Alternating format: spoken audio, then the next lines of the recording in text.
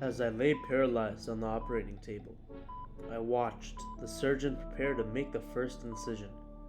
But then, to my horror, I saw my own face among the surgical masks, realizing that the operation was not to save me, but to replace me. I received a text message from my mom saying she'll be home soon and not to open the door for anyone.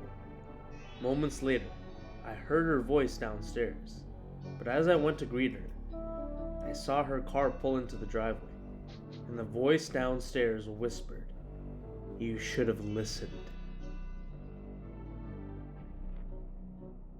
In the attic, I found an old journal filled with sinister drawings and cryptic messages. As I turned the pages, I noticed the latest entry was my own handwriting, dated for tomorrow.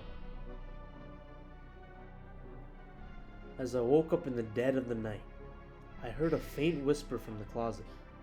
When I opened it, I found my own lifeless eyes staring back at me, realizing the truth too late.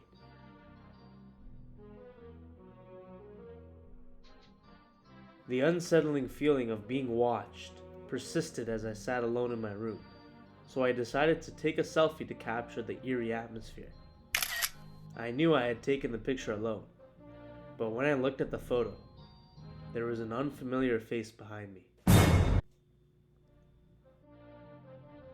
While browsing through old family albums, I found a picture of my parents standing in front of our house, dated years before they bought it. As I turned the photo over, I read a chilling note in my mother's handwriting. "We'll always be here, watching." In the quaint village, a masked figure led the annual festival's grand parade, spreading joy and cheer among the villagers. When the mask slipped off, however, they saw the face of the long-lost child who vanished years ago, only to realize that the festivities were the true disguise, hiding the sinister secret behind the disappearance of every child in the village. In the haunted mansion, a group of ghost hunters sought to capture evidence of the paranormal.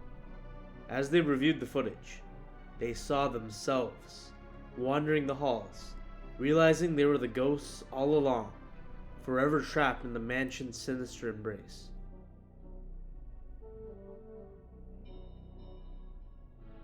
The radio cracked with a distress signal from a nearby spaceship, so we rushed to their aid, only to find the ship empty and the signal repeating from our own vessel. As the chilling realization dawned upon us, we knew we were not the rescuers, but the next victims in a cosmic horror beyond our understanding.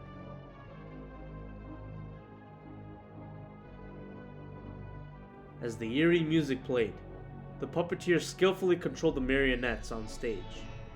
When the final act began, however, the audience gasped in horror as they realized the puppeteer's hands were actually severed, and the marionettes were dancing on their own accord.